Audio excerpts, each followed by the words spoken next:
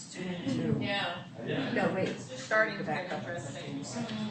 Two were present, the way it is run, two were present and have a quorum to conduct business, and two have been able to vote to pass. We've not required three to pass. That's right, because it's Right. two. My sister in Australia, You have my a majority of sister in four. Canada, and my brother, in Toronto, Like, and so Four was interesting, three, all you over could say the two. world.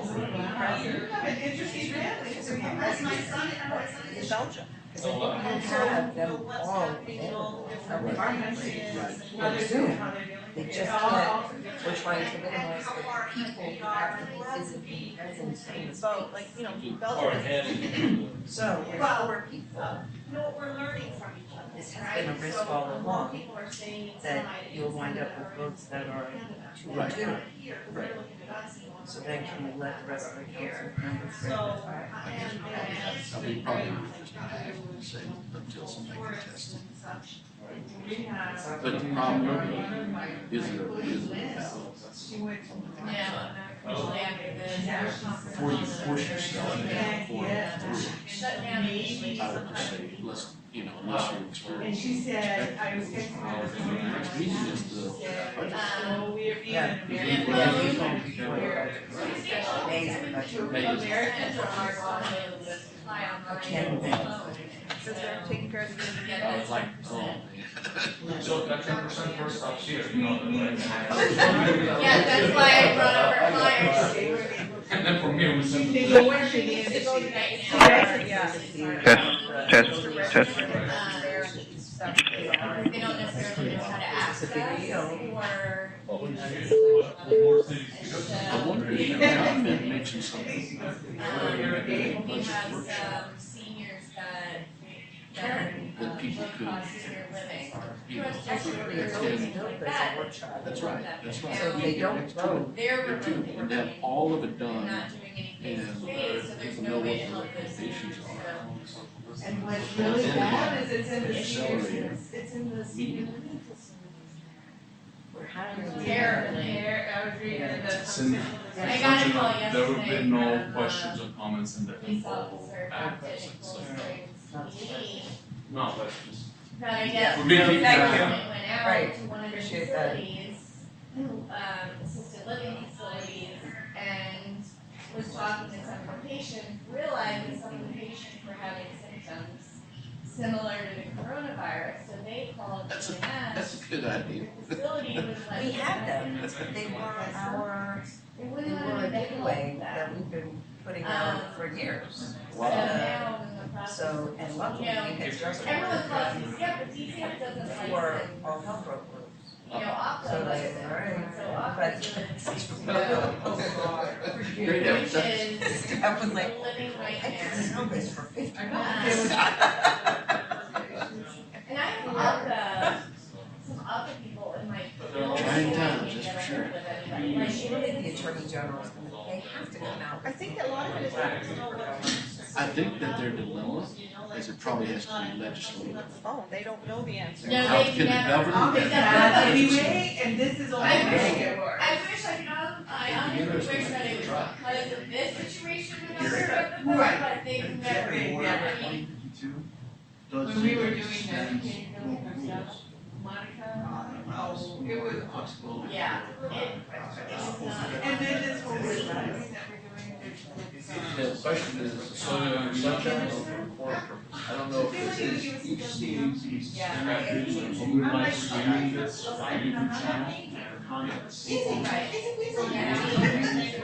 Telling me. Yeah. only say nice things. Thank you very much. Okay. Did you send me a email? I'll look through that and everything then. For John Wallace Schools. That is. Are you good with the timer? Right. Are you actually ready to take action? Right? I don't think he's coming now because I'm on the phone. Oh. Chat if it was. Oh, no. Yeah, but you're quasi public, right? So I mean, you do have the same. You have put it in the sunshine requirements? That's good. I think you could do it. I hope they consider it. Because I thought the best was focused on. What's that? All right, then, we should be fine. I told Cindy what my concern was.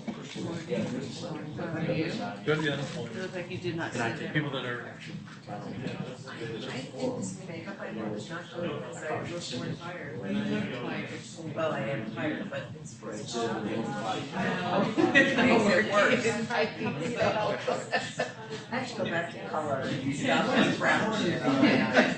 Or just sleep. That's the point. There we go. Yeah, because there's all, sleep is an option. It works so much better than makeup. What is this sleep of which you're speaking? No, I haven't been sleeping myself, but I really And if it's enjoy it. I have, well, did you hear me asking for masks and gloves for boys and girls club? They're going to, for distribution. Hear us now. Here or Yes. see? They can, Yeah, yes, both. they can both, they can both. But we're streaming now. And they actually have solicited as much as they can. Do you hear of anybody that is looking Hello? anything that can Guess help? Hello? Hello? hey, Robin. Oh, hey, okay, as long as you guys know I'm here. I hope everyone's healthy and has toilet paper. Thank you for joining us. Thank you. I'm sorry, I was on a plane Monday, so I don't think it's a good idea for me to be around anybody, so thank you. Okay, I'm gonna put it on mute, okay? Okay, thank you. I'm texting Tom. Technically, he has 1 minute to speak. Exactly. We can't start without him because we need the forum. Correct. Judge Gillespie let us know last night that he would be unable to come. He's got some emergency orders or something going on. I'm sure it's, And Maria Schneider, I think she's gonna be calling in, there's some stuff. No one else is coming in except for Tom Powers. Good morning. Nice to see you. John. What? That's the camera. Oh, sorry, you can take the judge's seat. She left it over there. Just change your name, please. really did. Change your name, please. In case we get confused halfway through. Well, we're waiting for the quorum. Hey, yours? What's that? I'm good, your seat. Yeah, and, See, now it's officially 9:30, so let's do what. Tom will be here at 9:34. Okay. Let's hold it. He just called. Yeah, it's your friend. so we can start, Take over. you can convene the meeting and we can do non-voting stuff. Okay, good morning, everybody. It is 9:30. We're going to start our meeting. We're just waiting for Tom to arrive, so we have a quorum, but we can certainly start. So, first of all, a moment to arrive. Man, do we need that. I've been trying to do that every morning, trying to have a little zen before we put on our work hats. So this morning, I just want to say thank you all for making the extra effort to come out, and we appreciate how busy everybody is. And this was a monumental task to get everybody here this morning, but so important. So thank you for joining us. Let's take a moment to arrive.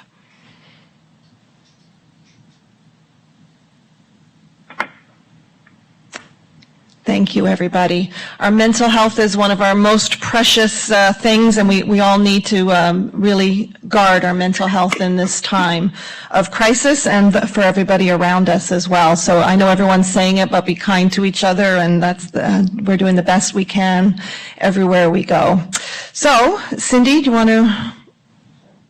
So, as I mentioned in the email, I hope you found those emails informative and not too Very helpful. rambling. Very helpful.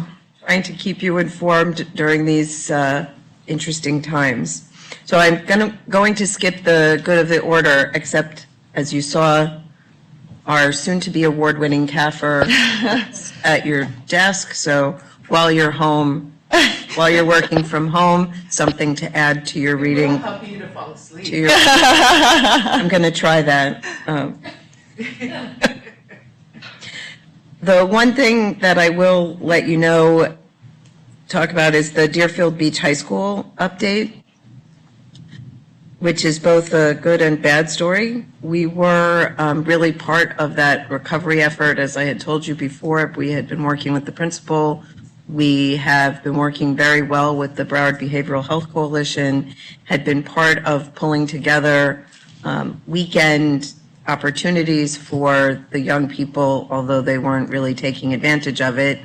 It was clear that we need to do something different, something more like what we had done with Eagles Haven, and we're in the process of putting that together to start with spring break. Working first in the space that the school board had designated, there's a health clinic, a former health clinic that was part of Deerfield Beach High School that they have turned into their wellness center. So they have deployed all of their guidance counselors and family therapists and all of their supportive personnel out there so that the students have a place to go during the day. And then we were going to put in services nights and weekends and spring break until we could figure out where a good location would be for a permanent spot. Unfortunately, all of that had to fall by the wayside. We had all of the services lined up, but you really can't create a space for youth to congregate when you're telling them not to congregate. And all of the agencies that would do that are now doing remote services. So I'm very concerned about the community, but I'm at a loss as to what else to do for them. The therapeutic services are available. All of the outreach that was done before, that's still available. And if they're not already connected, they can call 211 and get connected. You'll see on your agenda, one of the items is to add more case managers at Henderson in connection with 211. So we'll get them connected if they're open to a therapeutic relationship via Skype. And of course, crisis services are still available through the normal channels. And Cindy, how is the community being made aware that they can call 211 and what the opportunity is available to them via teleconferencing or whatever it is those caseworkers are doing? If I need that help, how do I know it's available to me now? Mr. Marlowe has been, I haven't seen his blasts personally, but my understanding is he and Ms. DeLance, who's the assistant principal for recovery, have been really wrapping around the 30 children that they know are in this cluster of kids. Crisis, yeah. And then there have been general blasts, I think, from the school to everybody. Okay. We're posting a lot through our social media, but I don't know that those people are plugged into our social media. As we're at home, we'll have lots and lots of time to figure out new ways of connecting with them. Mm-hmm. I was brainstorming with a mom yesterday. If we can find a few influencers in that community, we were saying there are a lot of apps now about mental health. And even if it's not a therapeutic app, there's apps to help you, Calm and Headspace, and there's a ton of them. So if we can at least push out, find ways to get them familiar with what they are, then I think that's what we'll have to do. I think, too, our media blasts are being recognized, and I love that we've added, Kathy, this is the updated, like they've personalized it, if you've noticed. It literally has your name on it, which is brilliant. And they're normally so big and heavy with a lot of information. So over the last couple of days, it was just about the virus and specific, which I also think is really helpful. And then that's easy to share. So I was sharing yesterday all over the place the different information that was coming out either from CSC or from United Way or from Boys and Girls Club, sharing it around and asking other people to do the same, like, teachers that I know, that kind of thing. So I think as a community, they're going to be looking to our social media for guidance and say, great, I'll go to CSC and share it. So I think we need to keep that in mind. And that is a great opportunity for us to use that platform. So, okay, now I'll call the roll since we have a quorum. Okay, roll call, please. I'm not used to that roll, but Amy's upstairs taking notes. I just didn't want her exposed. Okay, Robin Bartleman. What? Say that again? Say present, Robin. I'm taking roll, Robin. Yes. Okay. Kathy You guys Donnelly. are so muffled. Sorry, I'll stay closer to the mic. Does that help? Yes, it does. Thank Okay. you. Sorry, I'm not used to sitting at the speaker's podium. Okay, Kathy Donnelly. Present. Beam Fur. Here. Ken Gillespie. Here by phone. Oh, Good morning, welcome, Judge. Judge. Good morning, good morning. David Kenton. Here. Dawn Liberta. Here. Tom Powers. Here. Robert Runcie. Maria Schneider. You may be calling in later. Paula Facci. Jeffrey Wood. Okay, a quorum has been established. Okay, so I know you've all received the information, so if you could please look at the agenda items marked as needing approval and let us know if there are any items that need further explanation or any discussion. If not, I'm suggesting in the essence of time that we take all of the approval items in one motion, and those motions are, anybody want discussion, anything pulled? Those. I would like to take a look at tab R. Is that included in what you're doing? Yes, tab R is. So the ones that she was suggesting were, if you want it, do you want it by tab? It's tab O. The supplemental tab, I hope you all got that last night, the hunger paper. Tab Q, R, S, T, U, V, W, X. So tab R and anything else, Tom? That's the only one I have. So I'll make a motion to approve all of those with the exception of R. Okay, can we have a second? Second. All in favor? Aye. Any Aye. opposed? Also, Cindy, in the discussion, can you have Tom talk closer to the mic, please? Sorry, Tom, I can barely hear you. Okay. Got it. How's that? Can you hear Robin? I think she said yes. Okay, so we have a motion, we have a second, all in favor? Aye. Aye. Aye. Any opposed? No further discussion, motion carries. Okay, Tom, under R, please. Right. This is not too far off, so I don't even know if we're going to, the funding for Ms. Brown-Long to speak, it's not that far off, so I don't even, if it's even going to Happen. take place is my biggest concern. And then there's a couple of other things, but So to your first point, yes, obviously this was prepared before the world went insane. So it has been canceled for that date, but there is an intention for it to happen in September, assuming life gets back to normal. we So can you table can- that then until. You can. Okay, motion to table. Do we have a second? All in favor? Aye. Discussion first. Discussion? I forgot my agenda, so I don't have this with me. Oh, do you want? Yeah, if you got an extra one. But I'm wondering, in something like that, is it worth, talk closer, okay. When we're trying to line up speakers and stuff like that, I wonder if it's worthwhile letting them know ahead of time that we want them and keep them, keep it going. If we table it, what date was this? It was supposed to be in May, May 4th. but now A it, 2-month window. So, That would be, if you tried in September, that would be, actually, we would be off on one of those months. Bring it in June. Yeah, we'd have to bring it in June. I think my inclination is to go ahead and do it. Go ahead and approve it.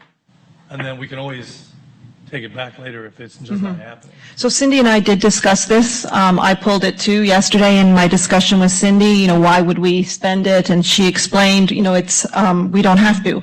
But if we want to, we've approved it and the funding is there. So, it was, well, I'm not gonna, this is not that big a deal. it's not a big deal, yeah. I think as long as you're clear that what I would ask, I don't think there's a problem with not committing the money. Kathy's question was, if we commit the money now, then we can't spend it on something else. Given the amount of money that we have in unallocated currently, this is a drop in the bucket. So I don't think tying it up with promising it for this would create that big of a problem. Okay. That said, it also, my assumption in my conversation with Kathy, although I think Tom may have been going somewhere else with it, was that the council could express its support or not for this project. I thought the delay, let me try again. Kathy's concern was the commitment of the money, not the underlying project. Right. So the tabling would just mean we would approve it later, assuming the money is available and the event can happen.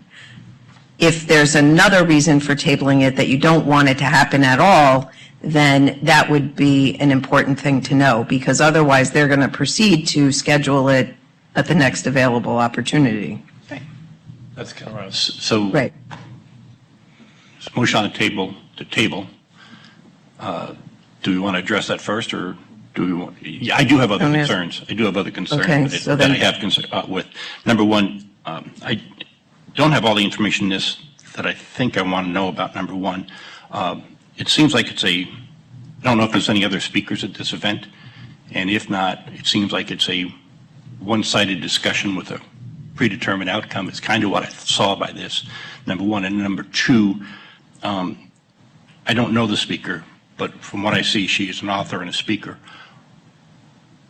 And I just want to be sure this is not, and it is not a polite way to say this, but I want to make sure we're not selling books at an event that we're sponsoring a speaker for, and helping to facilitate that. If it's to help educate, I'm fine with that, but I just want to make sure we're not going in a different direction here, which I think is inappropriate. It's not a book selling event. We would not sponsor that. Yeah, she's an author, speaker, and advocate for criminal justice reform for victims of human trafficking. So she does have a vast... She has a book, but I mean, that's not the point of this. And it's not a debate or a one-side, it's talking, the main thrust is talking to girls and providers of services to understand how to help those who have been victims of human trafficking, and how to spot it, how to help young women out of it. I'm not sure how you would debate that. She's a victim herself, yes? Yes. So she's speaking to her experience as a victim and how that can help inform others. I mean, I think there were two parts. There was the talking to the girls, and there's talking to those who work with girls who have been victimized. Dawn, do you know more that I'm forgetting? No, but I just want to, because I inclined to say I understand tabling it until we know further what's going on. But I would love, with the human trafficking issue, especially in our community now, I would love to see this happen later on.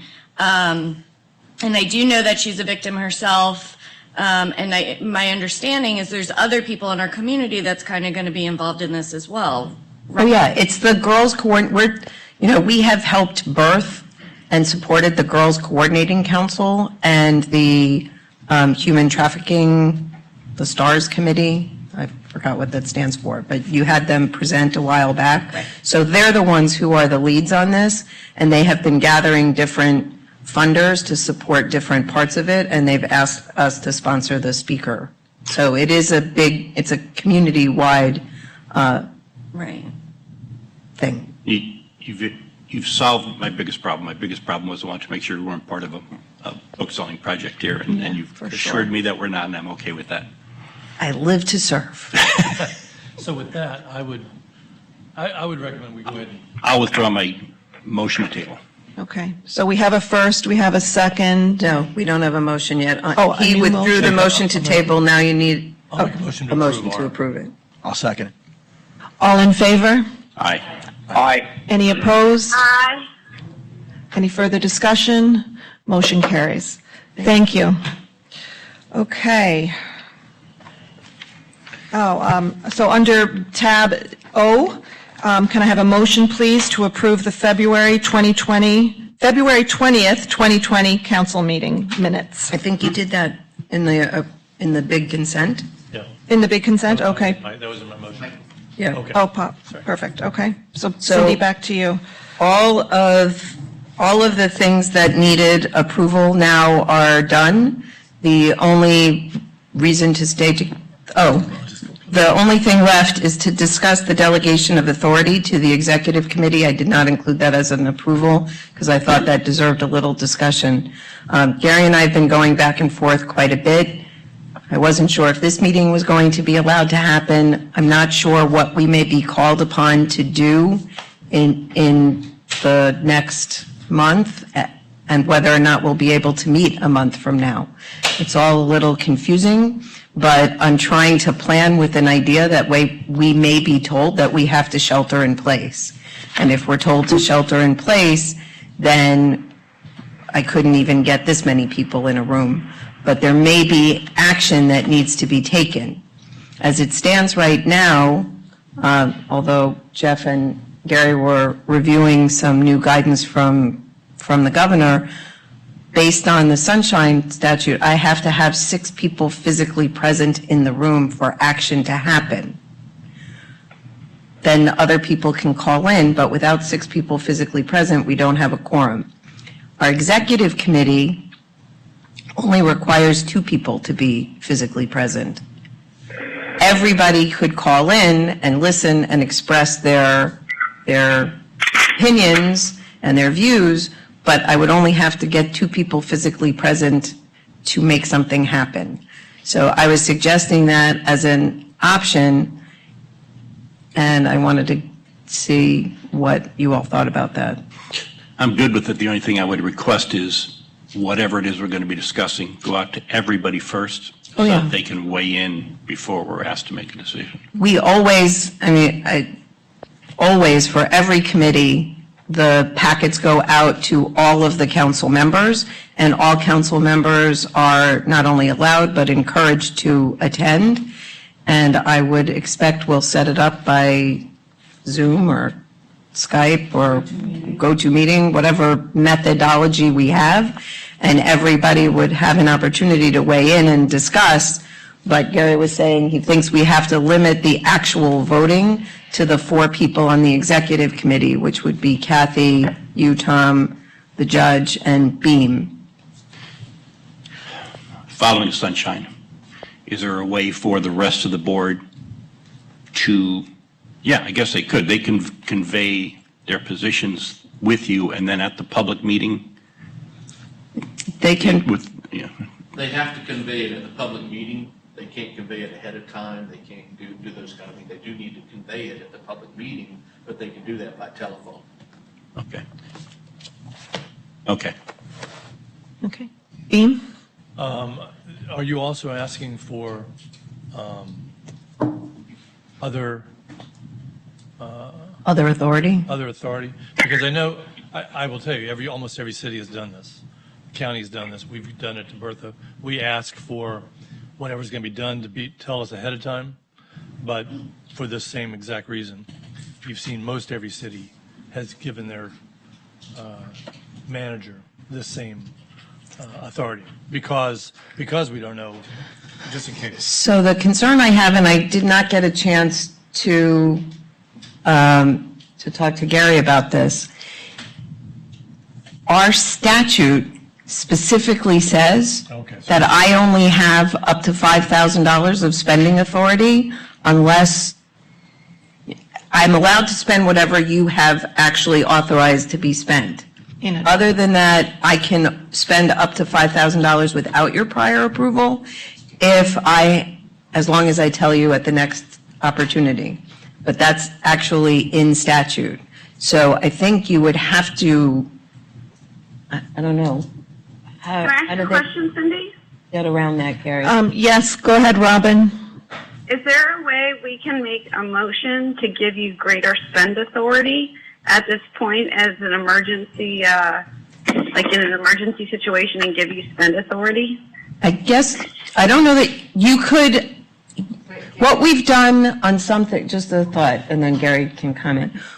What we've done on some things is you've given like a blanket purchase order or a blanket for specific types of things. So like we've said at Office Depot, we have a $5,000 blanket PO, which we can spend down as we need it. So I suppose if you gave me some specific parameters around which it would be and made that approval, and then I could spend within that, that might work. What do you think? Okay, Gary. Well, I guess if you craft a motion like that, I would approve it because there are going to be things our community needs, and they're going to look to us, and we may have to, like with feeding and things like that, and I don't want to get in the way of servicing our community, so I want to give you the flexibility to do what you need to do. Okay, thank you, Robin. Gary has the floor. Yeah, I think that that's a lot, exactly along the lines. It wouldn't be an increase in spending authority, but it would be, let's call it an emergency fund for this purpose. And the council would designate the types of items or the general categories there. And basically Cindy would be spending off of that authorization, just like she would any other approval. Okay, I've been trying to Gary, all the different can you in my head craft a thought about motion that for me? until now.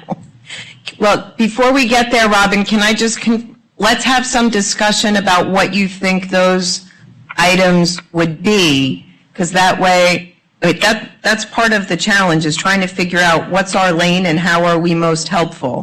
I thought in bringing the hunger lane seems to be appropriate. It's one we've been in, and it's a need that we know exists. And honestly, bringing you this 30 and 20,000 seemed, as I said, almost silly in its smallness, but it was a step that folks identified right now at this moment could fill a need. But I could see a need for more money on the food side. I don't know where else you would feel comfortable in us. And I would add, in terms of the response and one of the other ways we're supporting at this time, unless you object, is Mental health?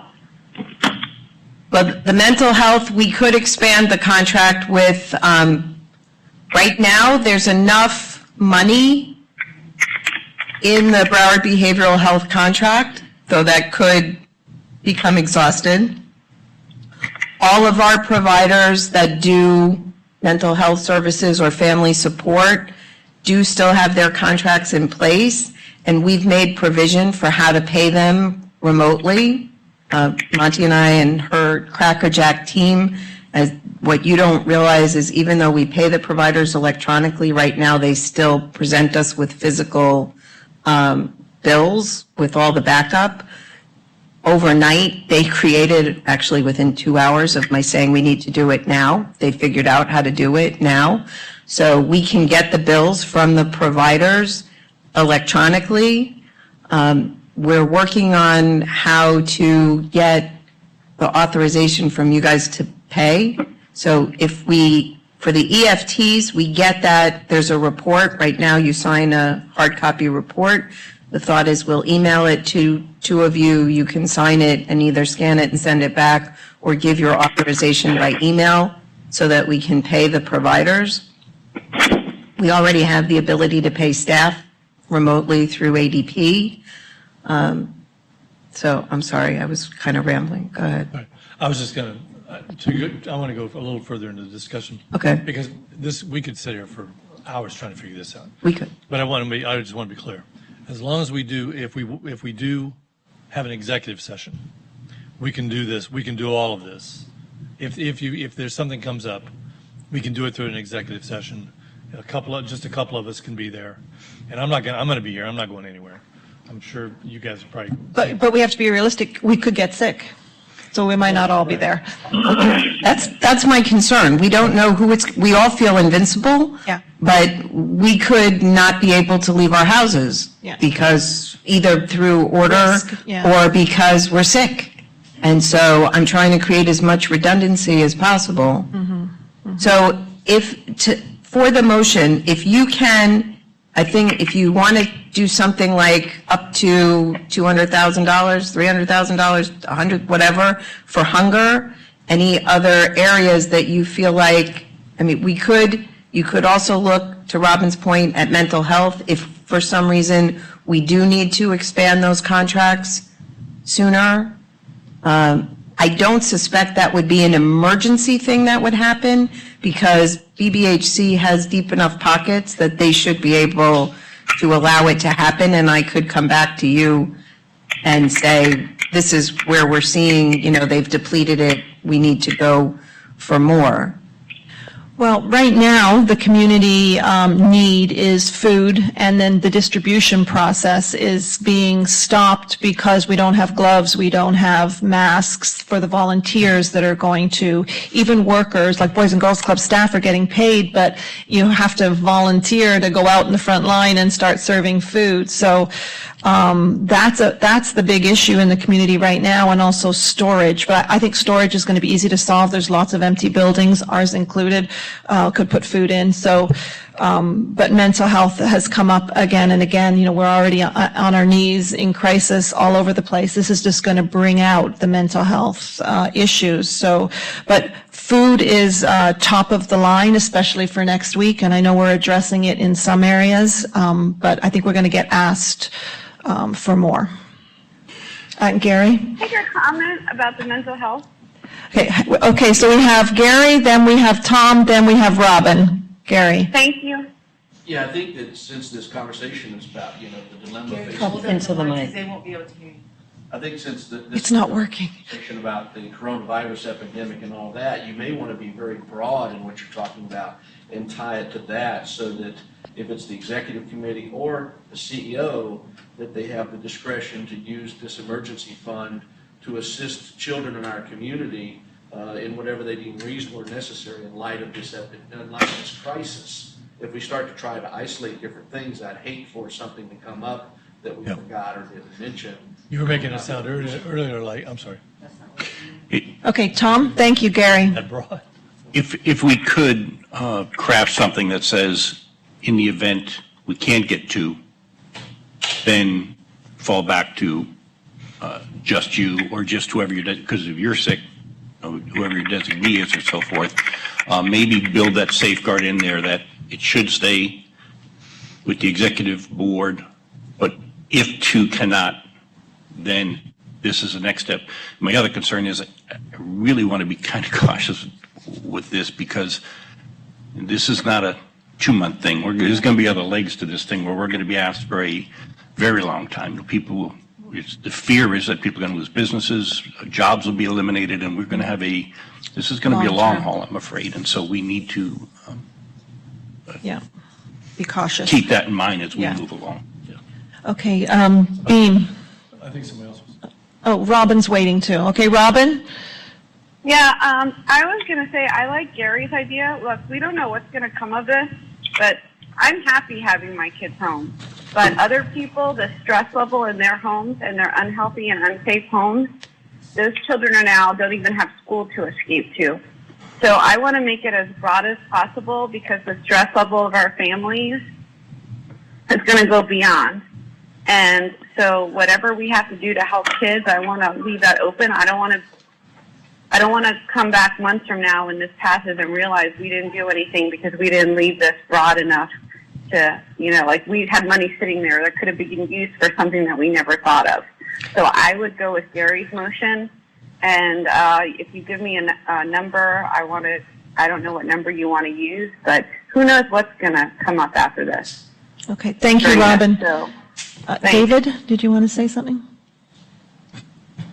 I think in terms of whatever we end up deciding around this, whatever that final number or amount is, there is some concern about the long-term impact around this, and where the funding ends up being divested to. And so I know that we looked at an issue paper yesterday, and we looked at funding for food, actual food, and then staffing of temp employees. And so long-term in thinking through this, right, are these funds for food, are we looking at the resources for food for children in the county, or are we looking for staffing of individuals for the distribution? And within that, how many and for how long? And I know that seems nuanced now, and I understand the motion from Gary around that, but I think for the long term and thinking through how much and how long are we going to be in this fight? Because it isn't going to be a short run for the next 10 days. And so there's a larger impact that I think we need to be thinking about around that. So to your point about the food, what I gave you yesterday was a couple of different things, some of which is direct purchase of food and some of which is the supplies and staff to distribute it. We are not the lead. So what Andrew and I have been doing behind the scenes is trying to get people working together, connecting as many folks as possible. So there's the Feeding South Florida, which is the biggest distributor of food, recipient and distributor of food. There's the South Florida Hunger Coalition, which has this amalgam of all of these little food pantries, et cetera, as well as a couple of food distributors that have access to different food than Feeding South Florida. One of the reasons, and we have been trying to get them to work together, and they're starting to get there. We're making progress. One of the challenges is traditionally the way Feeding South Florida gets their food comes with big restrictions about the way they and where they can distribute it. And to whom? They normally have to do 4 pallets at a time, which a little church food pantry cannot handle. And they're told you can't share. So if 5 pantries wanted to get together and say, between us, we could take 4 pallets, it's not allowed by the parent of Feeding South Florida. So whether that will continue to hold or not, I don't know. One would hope that they'll eliminate that. But their distribution channel is to do that, 4 pallets at a time of whatever they get. You could get a pallet of green beans. Not everybody wants a pallet of green beans. Under normal circumstances. So Feeding South Florida, the South Florida Hunger Coalition has the little churches and Harvest Drive and the mobile food pantry, all of whom get into those niches, nooks and crannies. So we got to find a way to get into the nooks and crannies, but also take advantage of the food coming in. Then you've got what the United Way is doing and the collections that they have. The school district, Nadia Clark is trying to get a handle on all the different places that food is coming in. And we've asked the coordinating council to look at, from the funder perspective, who else is putting money into food. We're not the only game in town. Mm-hmm. So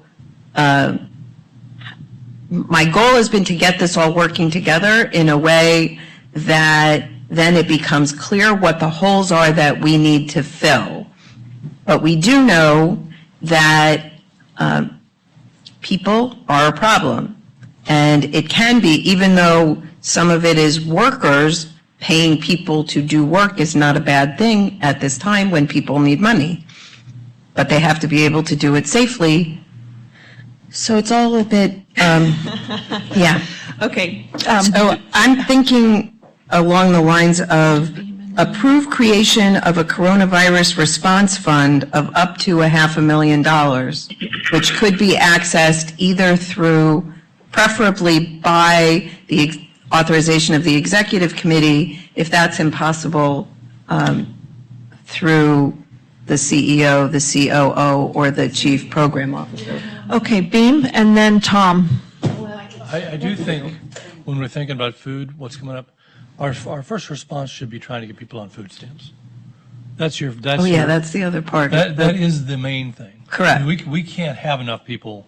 You just want to get them food stamps in their hands so they can go to the grocery store. Mm-hmm. Correct. Otherwise, you're going to be driving yourself crazy. Mm-hmm. We're going to be driving ourselves crazy. Well, and that is the other. And that's, that is when they declare a national emergency. I'm hoping those criteria get loosened a little bit. Yeah. But there's going to be a number, all these people losing their job, they will be eligible. Yeah. That used to be my job when I worked for the Hunger Coalition, was getting people on food stamps who needed it.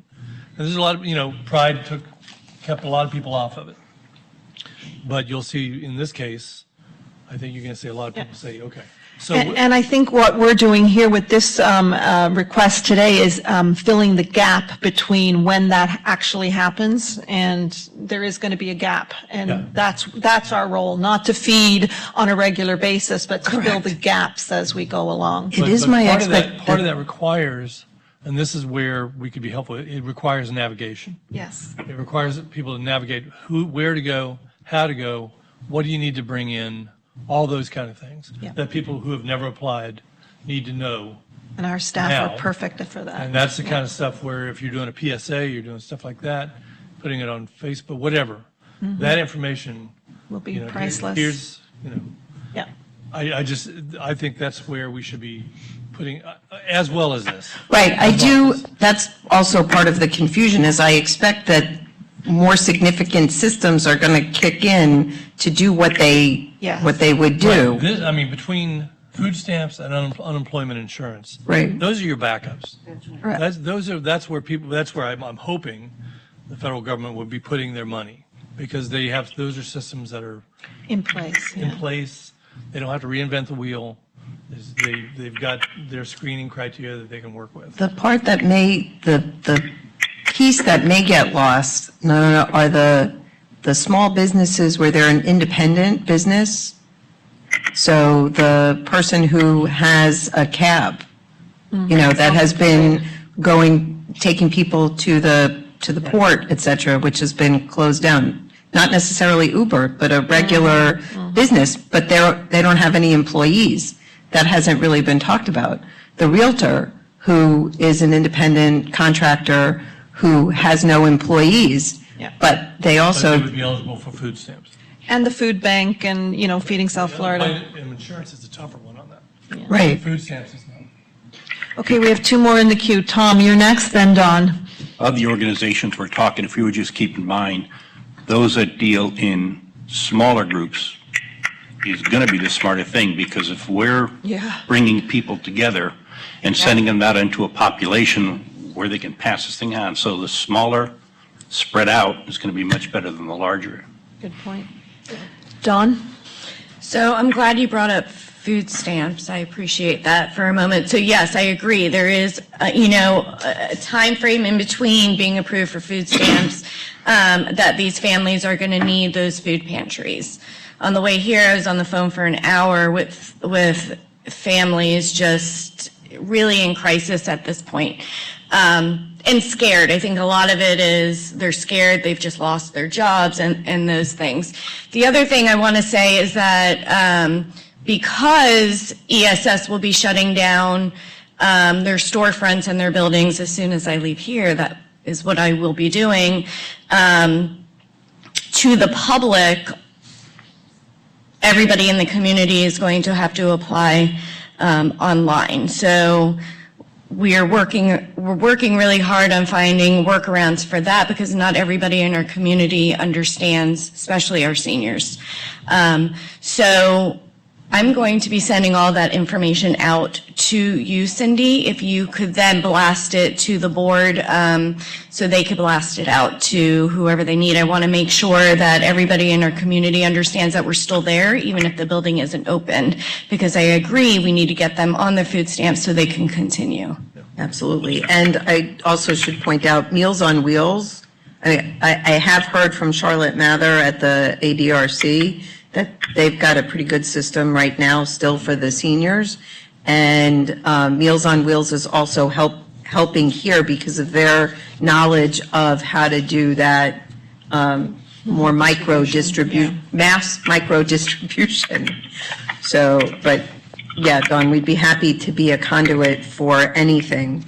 So I came up with the motion that Gary liked, to approve creation of a coronavirus response fund of up to $500,000, which can be accessed by the executive committee If the executive committee is not available, the CEO, COO, or CPO in that order, just in case, so we have some redundancy built in on the staff side.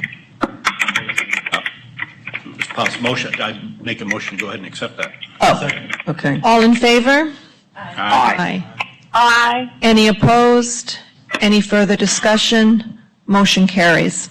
Okay, the one other thing to bring up is that, well, just looking ahead, again, I know this seems crazy, but that's my job.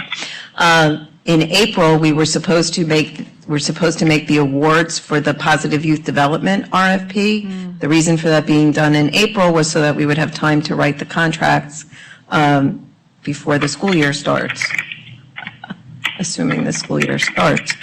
I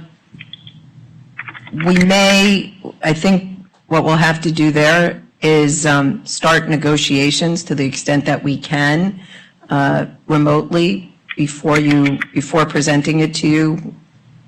If we can, we'll meet in April and I'll present it. Or I don't know if you want to delegate that, the ability to approve those awards to the executive committee as well. And then in May, we have the budget retreat, which we're saying we always call it a budget workshop. The part where we're discussing the budget really is supposed to be a discussion. We can set that up through Zoom. We can send, or whatever technology. But as long as we don't have to be physically present if you're not voting. So we could still have the discussion. Keeping in mind that, well, for the last 3 months, we have been going through with great care what we want to recommend to you. All of that could be blown up and out the window. But we still do have a responsibility we have a requirement to pass a budget within certain timeframes in order to get you to trim, et cetera. So there you have it. So PYD, that would be the big, About $9 million in total. the big thing, that would be the big April item. So if you either delegate that to the executive committee or you allow us to go ahead and start negotiations, assuming you're going to at least approve the part that the committees have recommended, then we could cancel the April meeting and not have to worry about that. Thoughts? So if we approve it, and then that's X number of dollars for those programs, and then those programs, for whatever reason, don't come back online, those funds can be reallocated somewhere else? If the agencies go out of business and don't come online, then yes, the money would be free to be used elsewhere. We can start the negotiations and not actually sign contracts until you approve them, which would then be in May.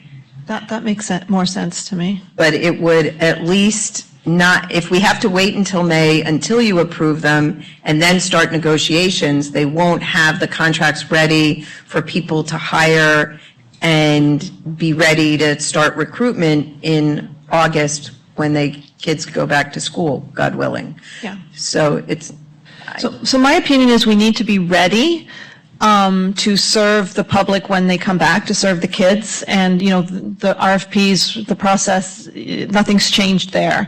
We just want to make sure that, to me, the funding, if those kids aren't coming back to school, they can't therefore access whatever after-school program we were supporting. It's not going to take place. We want to be able to use that money and allocate it elsewhere. That would be my request. Anybody else comment?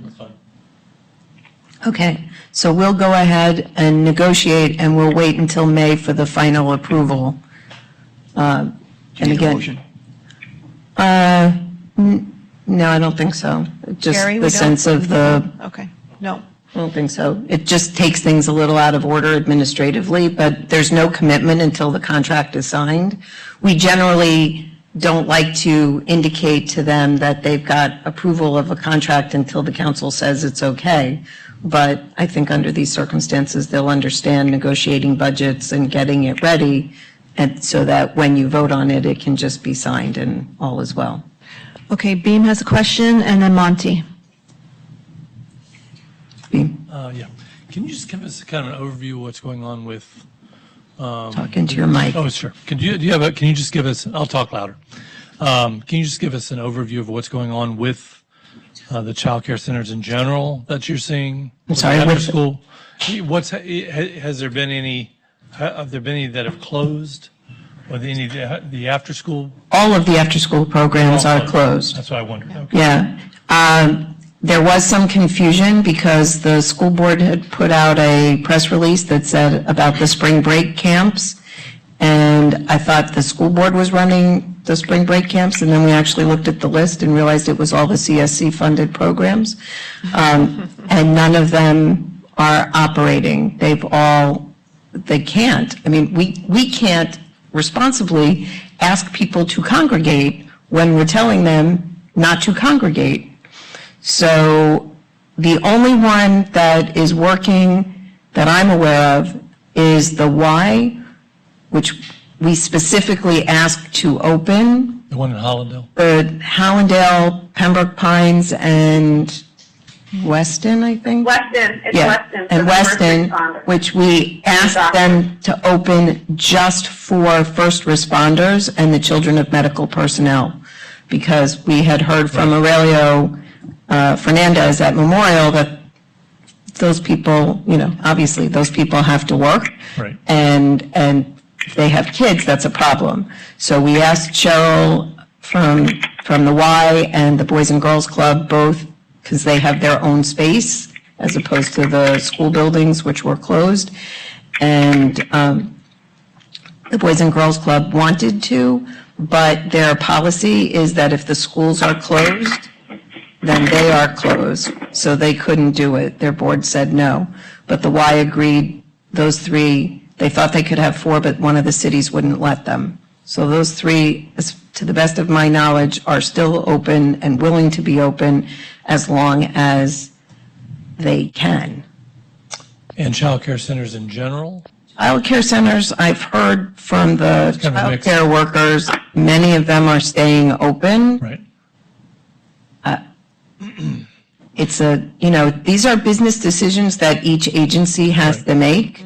That's why I'm just asking it, because I'm sure you're hearing it all. So But we haven't right. had a chance to have the benefit of getting what you're hearing. Right. So I'm just wondering. So many of them have said they can't afford, it's a crazy, they can't afford not to Yeah. open. Yeah.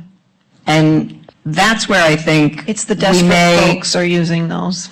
Well, it's the desperate folks that are using them, and it's the desperate providers who are afraid that they won't survive this. Talk about small businesses that are operating at the margins in the best of times. Yeah. If they have no income coming in, how hard it will be for them to start up again once they can, I don't know. We're going to lose a lot of capacity in that arena, I'm afraid. For lack of a better word, is there a cost savings to us for programs that we funded that The are? company has their mic on and is making a lot of noise with papers and the phone people can't hear anything. Could it be the judge? Judge, can you check and see? No, it's not the judge. Oh, don't we always blame the judge. What do you mean? We're on mute. If somebody's mic is on the dais and we're hearing them move. Okay, we're all going to shut him off except for Tom, who's going to speak. So in terms of savings, yes and no.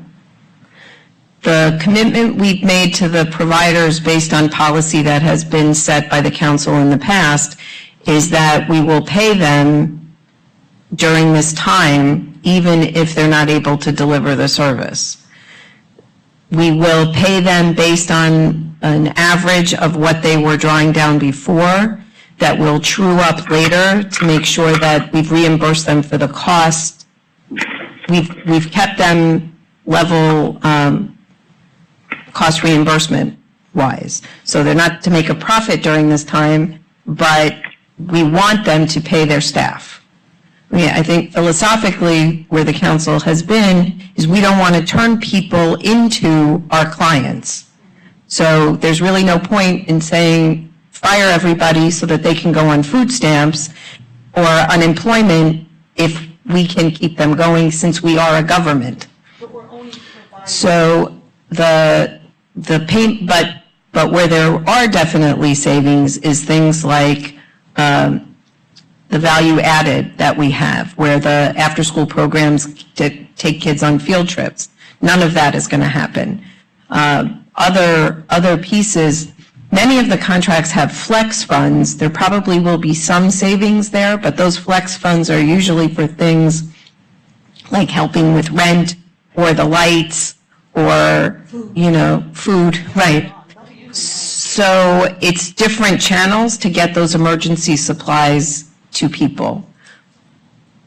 Yeah. Gary, is there any legal issue with paying for services not delivered? I understand in principle what we're trying to do. I just want to make sure we're okay legally. I'm not aware of any legal principle on that. I think that it can be a determination if that's a community service that you're providing. Good, thanks. Sorry, Jeff, is it you? You're up? No? Sorry, no one else? Monty, you're good? What's going on? What? What am I missing? She's pointing out that there's a tiered, the way the programs are done, the tier one is very close to what the current budget is. One of the areas, youth force, is about $67,000 over. Another one is about $80,000 over for the whole goal. And then there's a tier two. Yes, but we're not going to negotiate tier two now. Well, we can. So tier two, the way we approached each of these, you're hearing a lot of the backroom stuff, sorry. But what we did was in tier one in each of these areas, make sure that the schools that are currently being served are still served. Sometimes providers have changed, amounts have changed, but we have maintained the commitment to the schools that we've been in. There were some requests to expand to other schools, which are in tier two. That would require additional budget authority, which you would consider when we look at the whole budget. Do you want to spend more on positive youth development or on where does any new revenue go? Or if we shrink some things, how do we rebalance it? So she's concerned that we're going to negotiate on stuff that we don't yet have your approval on. Again, we won't have your approval on any of it. It's subject to your approval later and the balancing, but at least we'll be ready to pull the trigger. I gotta stop using that. We will be ready to make it happen when and if your authority comes down. And if it doesn't, then it gets ripped up and thrown in the garbage. It's no, and it gives people something to do while they're working. So I understand that concern because I just went through the process, so I know there's some good programs in tier two. So I agree with what you just said, Cindy. We're still working, we're still paying our staff. My vote would be we move forward without any signature because we don't know what tomorrow's going to bring. So this time, next month, next week, whatever, we could be having a completely different situation, conversation. To your point, Monty, those programs may no longer be in play. It might be something completely different that we would use those locations for maybe, or whatever. We just don't know. So creative thinking will be required, and we need flexibility. So we need to keep our options open for sure. I would, and we'll probably be doing, to the extent we can, we had 2 RFPs that closed now. We're looking at, luckily, one of those other fortuitous things, we have that contract, the system in place electronically, so all of the providers submit their proposals electronically. The raters are rating electronically. So we won't be able to have in-person interviews, but we're thinking about whether we can do interviews through Zoom or Skype or whatever technology. If not, we don't have to have interviews. That's not a requirement. It's just an option. So we can use the scores rated that way. And, we'll take it from there. Perfect, we're ahead of the game. Thank The God other they got them thing- in. Really. The other thing about staff working, so most of the staff has been, well, about a third of the staff has still been coming into the building, which we feel pretty safe about because we have individual offices. So we're being careful about the gathering. I suspect we will have to pretty much close it down by this weekend. That's news to the staff that's listening. But as this is snowballing, I do think that's probably going to happen. There are a few people who really, their work, we're looking at ways that they can have the electronic capacity at home because the stuff that they do is not really laptop, it's too powerful for a laptop. We also have offered to 211 that perhaps as they have outsourced people, that if they are able, and they have told me they are, able to train people as to how to be call responders, that some of our folks who don't have work that's amenable to do at home might be able to be trained and help out answering the phones for 211. Because we know that the call volume is going to go up, and they were already understaffed. So that would be a win-win where we help strengthen the support network and we keep our people working. Are we putting them in a situation where there's a lot of people in one room, one area? No, they would be answering the phones from home. Okay, good. Because they've already have people, they already have it set up so phones can be answered remotely. So that's one of the things that I've been playing with, and wherever else we can be helpful so that folks are still working. We have logs, just in case you're interested, there are work logs that people put in to the extent that they can work from home. They're getting paid their regular salary. Will then go to vacation. They have personal time, they have comp time, they then have vacation, and then, of course, if they're sick, they have sick leave. We do have a few staff who do not have big banks of either sick leave or vacation, either because they use it or because they're brand new. We have a few people who are brand new. Our thoughts are that they could go into the negative, which normally is not allowed, but they could go into the negative now, and then we'll see when it's done. We do have a leave donation ability, but I would be hesitant to put that out now because even if it looks like you have a lot of sick leave today that you're willing to donate, we don't know if you're going to need it tomorrow. Yeah. So if you're okay with that, we're thinking go ahead, go into the negative, and we'll true it up when we see where we are. Okay. Well, I don't think we needed a vote on anything else, just your sense that you're okay with the direction that we're going. Yep. And just so you know, I've been giving these out for years at the fairs, thanks Now to they're Andrew precious. and his team. And now I have been told that some staff have considered selling them for $50 a bottle. No gouging at CSC. So that holds for all of you as well. No selling these. If I see them on the black market, you're in trouble. But we luckily had just gotten a new shipment in before all this happened, so Good, have some. that's awesome. Okay, any further comment before we close?